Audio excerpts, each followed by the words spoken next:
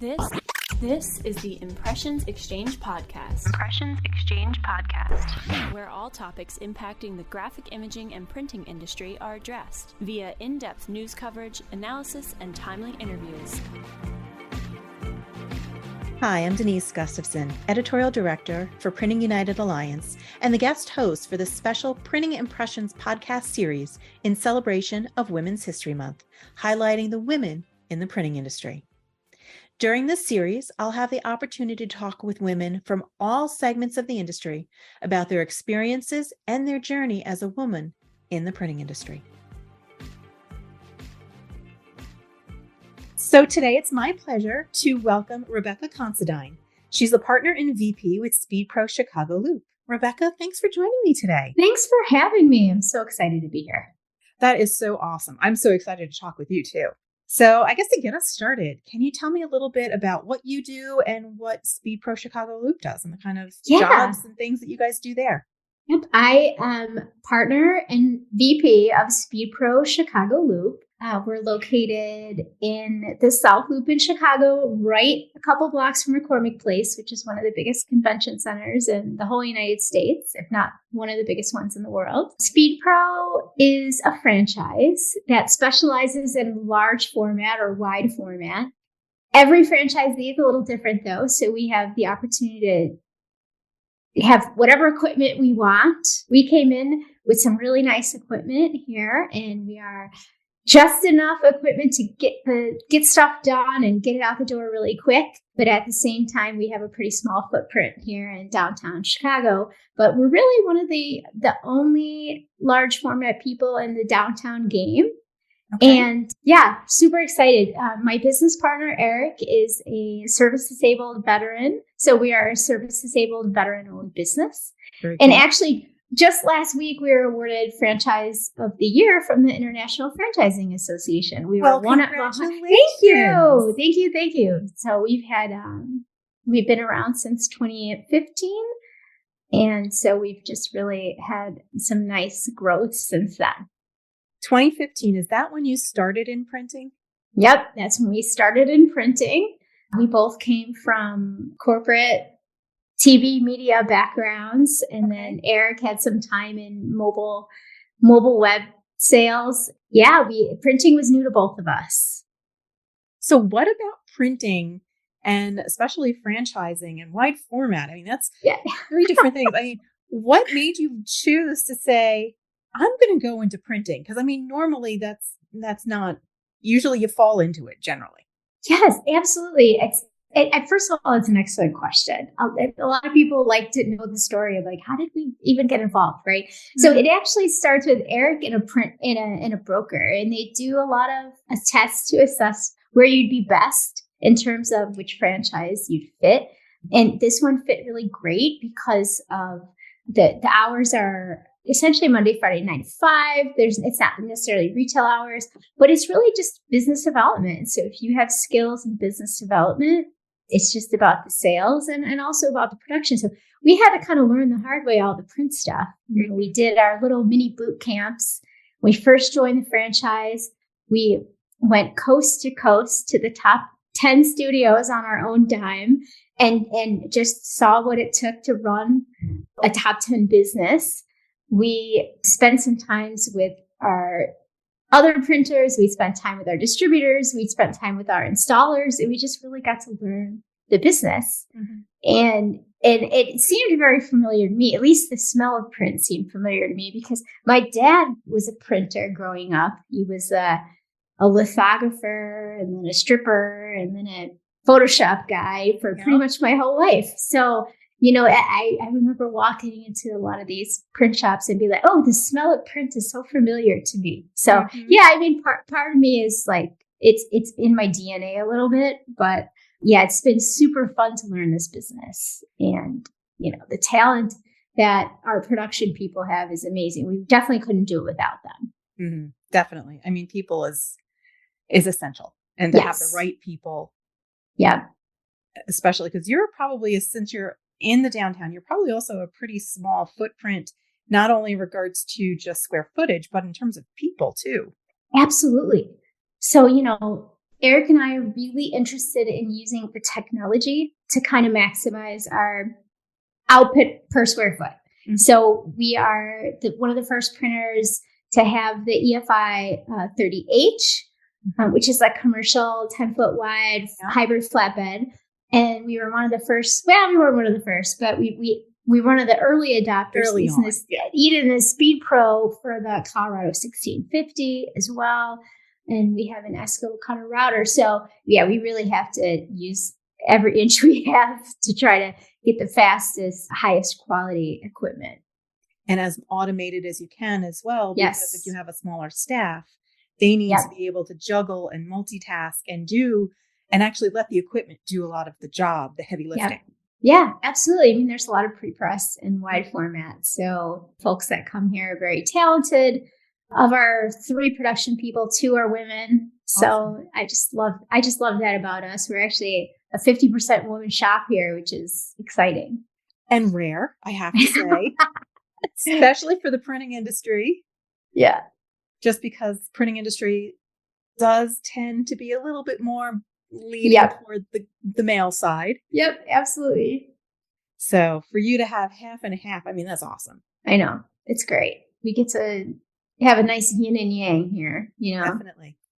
So now your father obviously was on the lithography side. You are now in printing, but you originally didn't think that you were going to go into printing. Oh, no. No. What actually were you planning to do? I was, so the first part of my career, I was in sales for broadcast television so media. I was in the media world. Okay. And so was Eric, my business partner. And we tried to transfer some of that, the way that we serviced our clients in media over to print. So we saw that there's a real need for people want to talk a lot about business. They want quick responses. They don't want to be nickeled and dimed. We just try to make partnerships with our clients and really give them that service that we were giving the folks in media, which is like just attention to detail and quick responses. And so, we've got a lot of referral business and a lot of really awesome partner clients. That's cool. I know with a lot of that also, especially when you're dealing with clients, they want to be able to have someone to come back and what's the ROI on this program? Yeah. And to help them. And as a partner, you can provide, this is the ROI that we typically see. If you do this, that, or the other thing, you can increase your ROI or you can increase this. This works better than the other thing to help guide their program as well.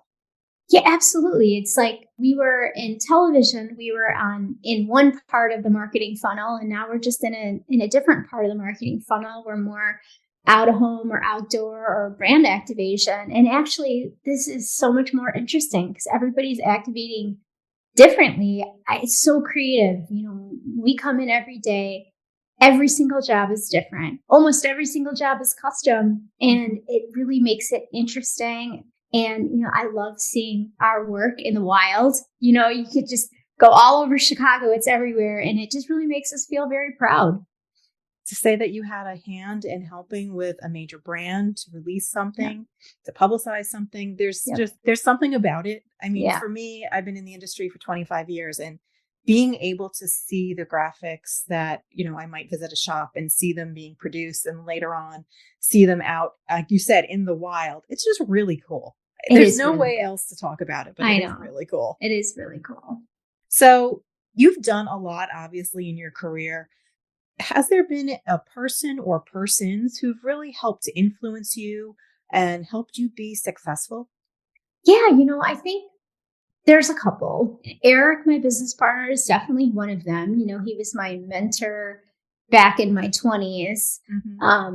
And really always had a very savvy way of connecting with people and also like deep connections with people. So I think he's taught me the new way of sales. Sales used to be a little bit more about how I can know more and trick people into getting. And now it's really about listening.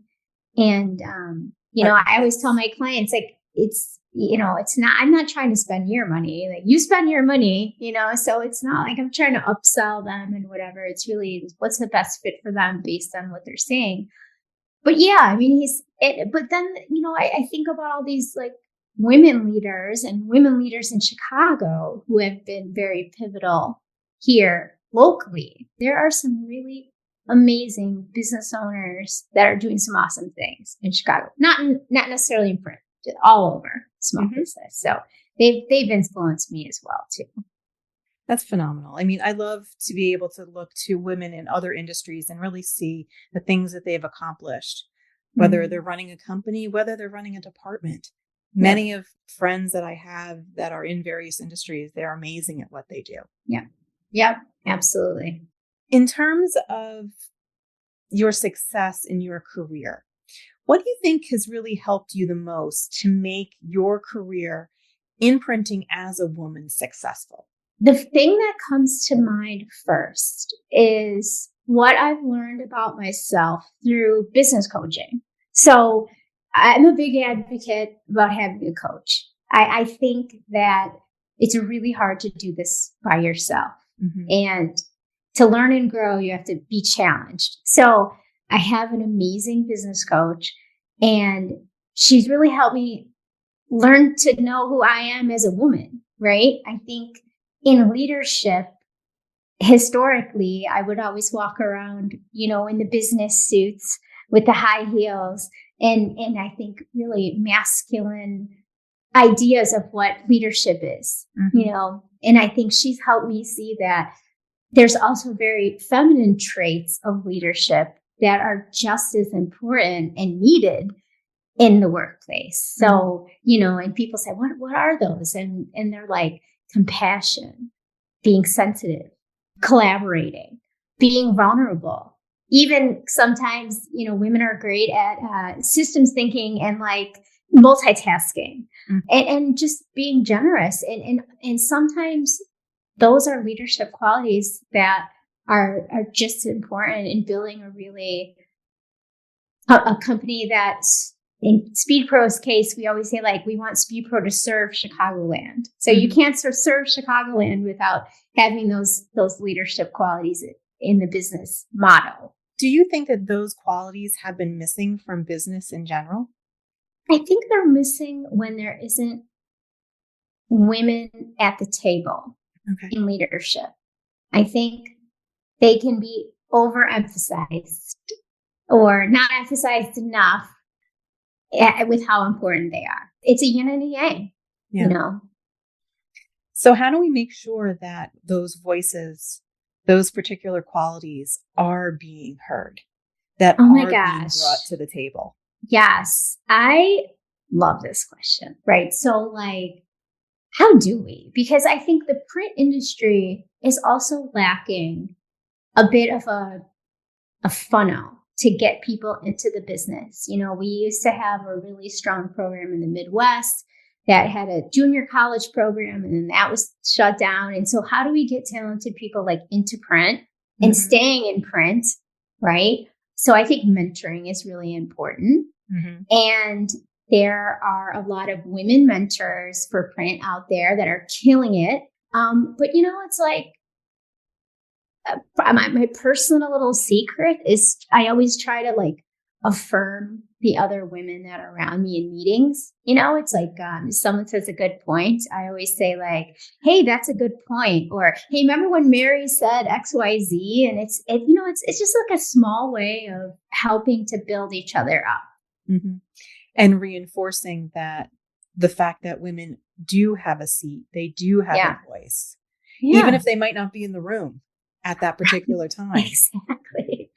Exactly. I mean, we're all learning and growing from each other, and everybody has talents that they're bringing to the table with every single project. But yeah, I mean, I kind of want to solve that problem. I have this like secret vision of starting this kind of intern.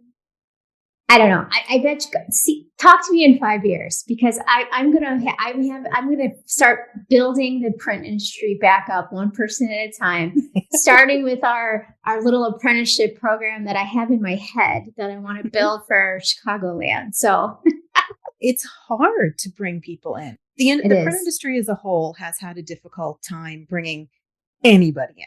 Doesn't matter what race they are, what gender they are. It's been difficult for years. COVID made it worse. Yes. COVID also took so many women out of the workforce as well. Yep. So you have that. I mean, it's like compounding the issues. It is. It is. And knowing that there's no program that just kind of takes people, you're relying on your current production staff to bring in their friends and family, or you're finding people young and training them up. And I think there is a better way. I definitely think there's a better way to try to build the industry up, because it's an amazing industry. We got new technology happening all the time. We have a high skill set because pre-press is not easy, and neither is kind of the physicality of this job. It's a hard job. And so, we try to just really help our employees live the lives that they want to live, and really help them meet their own personal goals. And that's how we're trying to get them to be invigorated about this business, and the fact that they're good and what they do is really creative. But talk to me in 5 years. I'm going to start this. This is great. I love it. You're helping me create a vision for what I want in this industry. So. And that's great, because honestly, I think it's going to take a lot of us to come together to try to figure some of that out too. Yeah. Because yes, you mentioned there used to be junior colleges. There used to be other programs. Sometimes it was through a secondary education. Sometimes it was through like different shop classes, or because I know I grew up in New York. So I know we had a program that if people weren't on the road to college, they could actually do classes in the morning and then go over to do specialized. They could do HVAC. They could do some of those other programs they could learn. They could be a mechanic. And there used to be that for print as well at one point in time, years ago. But that's kind of more or less vanished. Yeah. I mean, you see the graphic design. You don't see the kind of back-end production feeder classes like they used to. So yeah, I think it's because technology is getting better, but there's also a really skill set that is needed. It's a trade in itself that I would love to see people come into and learn, because there's a lot of really creative people, and a lot of handy people too. We get a lot of production people who are also really good at building stuff and woodworking, or they're artists and they're really creative, and we love it. We love attention to seeing detail. They like working with their hands. Yes. Some of those skills are transferable from industry to industry. Yep. But then, the other question trying to figure out how to build up the industry is, are we starting too late when we're only approaching some of these folks once they're in college or in high school? Is that too late? That's a great question. Is it? Probably. I mean, when you're thinking kids normally it was 5, 6, 7 years old, what are they thinking? I'm going to be a firefighter or a doctor, a teacher, a nurse. They're already starting to figure out things that they're interested in when they're in elementary school. Right. Oh, I got my kids masking and weeding decals on. They're in here working. but that's the thing. Yeah. One of my content directors, she lives in Colorado, and 2 of her kids, she's on the apparel side. So she does apparel decoration. She covers that market. And one of the screen print shops had an event one weekend that families could come in, and her kids screen printed a shirt. I love that. They were so proud of themselves to be able to see it and do it, to be able to say, I made that. Yeah. And get introduced to it as a fun family activity. But at the same time, it's introducing them to something that's really new. And honestly, when they're young like that, their eyes just get so big. And there's so much fun technology in this industry. And I'm sure other facets of printing and packaging, and the technology is really cool. It is. There's some really, most of the times when we bring people into the shop and the cutter router is cutting and routing stuff, the first thing people do is take out their phones. They're like videoing it because it's so cool. And it's just as cool as 3D print and all this other stuff that's going on too. So Yeah. So by the time we're done, we'll have this all figured out. Yeah.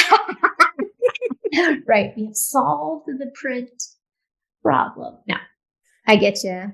I would love to see more people come into this industry too. It's a passion of mine to really help bring people in, especially in the Midwest. You know, we're such a print town. Chicago is such a print town. It has been. You really want to see people succeeding because we're right in the middle of everything, and we have a lot going on, and we're good for fulfillment because we're in the middle of the country. So proud Midwest printers here. There's a lot of them. Yes. Ton. There's a ton. Yes, indeed. So kind of getting back to some of the women issues that you may have dealt with. Obviously, women have had a little bit of a harder time in the printing industry just because it tends to be, like we've mentioned, a little bit more male leaning, a little bit more male dominated. Have you faced, I mean, granted, you've only been in the industry since 2015, but have you faced any issues or challenges because of your gender? Oh, absolutely. I mean, people think I am like, well, first of all, I look young, I sound young, even though I'm in my mid-40s. But it's funny because people think like I'm just an assistant or something. They come in and they're like looking for the business owner, and I'm like, I'm right here. You know, it's funny because I travel to trade shows, and a lot of times me and my partner can't travel together. So, you know, one of us will go to this show, one of us will go to this show. So, you know, I'm like shopping for lasers, you know, and they're like, I walk up and they're just like looking at me like, what are you doing here? And they're like, well, tell me about this laser. You know, they just don't realize that I'm a decision maker and I know a lot about this stuff, or I choose to learn a lot about this and I need to learn more. So tell me more about it. Even when we're talking to, you know, about getting more space or whatever, I mean, it's hard for people to understand that you are an owner and a decision maker on a lot of these running business decisions. I've definitely seen people's faces when I'm like, oh, you know, I'm a partner. Like, oh, you're a partner? Oh, sorry about that. It's okay. Whoops. It's okay. But in this industry, it's not common. No, it's just not. I mean, I think we all have biases, right? Mm-hmm. So it's just people's way that who they're expecting to walk in and not getting that. Yeah. So, you know, changing people's minds is fun. And it's part of getting people to trust you, that you know what you're doing and you can help them, that you can activate the brand, whatever. Mm-hmm. Yeah, you can buy that piece of equipment. Yeah, you can write a check as easily as your partner can. It's amazing. Exactly. Right. Exactly. Now, one of the things that a lot of women have faced in the industry is, or just in the workplace, is having to choose between having a career or having a family. And it's always the or. It's never the and. Right. So is that a choice that you had to make? Is that something that's been getting better that you're seeing in the industry? Yeah, you know, it's just a really personal choice. Mm-hmm. And it is very hard. I mean, there was a time in my 20s where it was time to make that decision. And I think a lot of women look at it as, I'm either going to put my foot on the gas or I'm going to take my foot off of the gas. Mm-hmm. Right. And I read a great book that was like, you don't have to pick which one. You can continue to put your foot on the gas and still raise your family as well. I think though that's not without saying that no one ever gets the most of me, right? Work doesn't get the most of me. My kids don't get the most of me. My husband doesn't get the most of me. My business doesn't get the most of me. And I feel like that's very universal for all of us. I do think that having a village is really important, and we all need to kind of support each other because you can't do it alone and on your own. And I'm a big believer in like 50-50. So, you know, me and my husband, you know, even though he has also a career where he works and stuff too, we really do split a lot of the responsibilities at home and cleaning and cooking and prepping, but also, on sick days when the kids get that week-long flu, mom's out 2 days, dad's out 2 days. And, the last one's a toss up, right? Right. We're fighting. By then we're fighting with each other. That's what we do. And we also rely on our village as well to help us. But yeah, I have 2 kids, 10 and 12. When I started this business, they were 3 and 5. Wow. And everybody said, oh my God, you're crazy for doing this with small kids. And like I said, I really looked at it as like an opportunity and not to take my foot off the gas, but to put my foot on the gas a little bit. So. Yeah, and it's great. They get to see mom running a business, for a few years. And for a few years, I would take them out on deliveries. And then they'd be like, mom's a delivery driver. That's what they told one of their teachers, like in first grade. Yes, today I was a delivery driver. Yes, I was. But then I also had 10 other hats that day that you didn't know how to quantify. But now they see it, and I can't wait till they're older and they really understand it, because they're going to be like, wow, that's really awesome. So definitely. Now, obviously you were a working mom, but that can be a negative stereotype as well. I mean, you said, yes, it takes a village. You need the support. Yeah. But how do you deal with that kind of, because in a way, those are negative stereotypes, whether it's a working mom or whether it's women can be aggressive or assertive. Yes. And people look down on that. If it's a guy that's aggressive or assertive, go for it. That's what they do. How do you deal with that kind of thing? Yeah, that's where my coach comes in a lot. No, hey, whatever works. It's really, it can be, because, if I'm going for what I want, people are going to think I'm naggy and assertive. And, a lot of times I think women can remind people of their own naggy moms. And I know that sounds crazy, but it's the truth. I speak in a disapproving tone, and then that gets interpreted as, I just have to be very careful about how I'm relating to other people's emotional needs, right? And I have to realize that, how do I get what I want done without, emotionally dumping all over that person, right? Because at the end of the day, I still need a thing done. Yeah. So how do I do it in the most responsible manner is something that I try to for myself. Now, I'm human, so I get mad when things go wrong, and I get angry when it's difficult. You're right; they just are stereotypes that we're gonna deal with. But I do think this new generation has been really busting some of those stereotypes, and I can't wait to see what Gen Z does in the workforce as they age, because, if I'm an old Gen X or a millennial, even, we were brought up a certain way. Yes. And this new generation isn't, and I love it. I just love it. So I can't wait to see what they do to break stereotypes in the workforce in the next 10 years. And it's already happening. Yeah. Honestly, because like you mentioned, you and your husband have a joint partnership in raising your family and taking the responsibility of raising your kids. You share it. Yeah.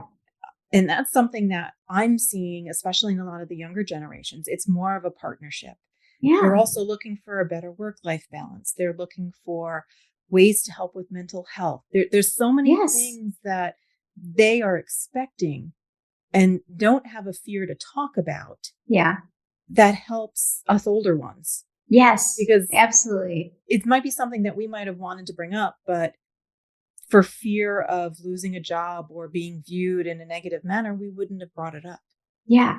And I think it poses challenges as leadership of an industry too, because I think that they, as a generation, also view their time at companies a little bit differently too. So how are we making sure that we're looking at the jobs from their eyes and not necessarily our eyes, right? Got to make sure we're meeting them where they are. Definitely, because I think that's going to help us in the long run, trying to bring people in too. Yeah, to show them that it's an industry that's accepting, that's flexible, that has job opportunities, that's stable, that's creative. You could just start going on and on about what's really available in the print industry. Right. And people don't realize it, which is so frustrating for me. I know. I know, especially in small business. I mean, if you look at what Eric and I are doing and franchising, we are creating a small business under 10 people as however we want, right? So we're actually building this together with our employees, and we need their feedback and input and creativity, but we're also kind of running it how we want, which is, hopefully attractive for people. I know there's amazing big corporate print companies out there, and they're doing awesome work too.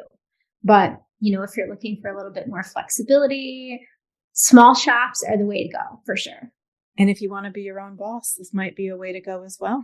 Absolutely. We have so much room for growth here. You could start as a delivery person, and I bet you in a year or two, you could work up to, operations manager should you want to. So there's quite a bit of opportunity to grow in a small shop for sure. So I know we've talked about a lot of things, and I know we have to come to an end. So my favorite question that I've been asking everybody is, knowing what you know now, you've been in the industry for a while. Obviously, you saw your dad too when you were younger and have experienced that. What advice would you give to yourself if you were just entering the industry? Oh my God, I love it. Ask for help. Ask for support. And I'm talking to myself in the screen right now. You don't have to know it all. There is always someone who is willing to help you figure out what the next step is. And I think I would also tell my younger self, being a feminine leader is important and essential. You are a gift, and really every woman who's listening to this podcast is a gift. You are a gift, Denise. Thank you. Yeah, absolutely. So, I would say that to myself and everyone. Remember, you're a gift. You are a gift to the people around you. Unique. There's no one else like you. For myself, ask for more support, because there are some awesome people out there willing to help. Great advice. Thanks. And I think it's a good reminder for all of us too, honestly. So Rebecca, it's a pleasure talking to you today. I appreciate the time that you've had and the time you spent with me. Thank you so much. So hopefully we'll be able to chat another time. Yes. And thank you for everything you're doing for the industry as well. Thank you so much. And thanks again.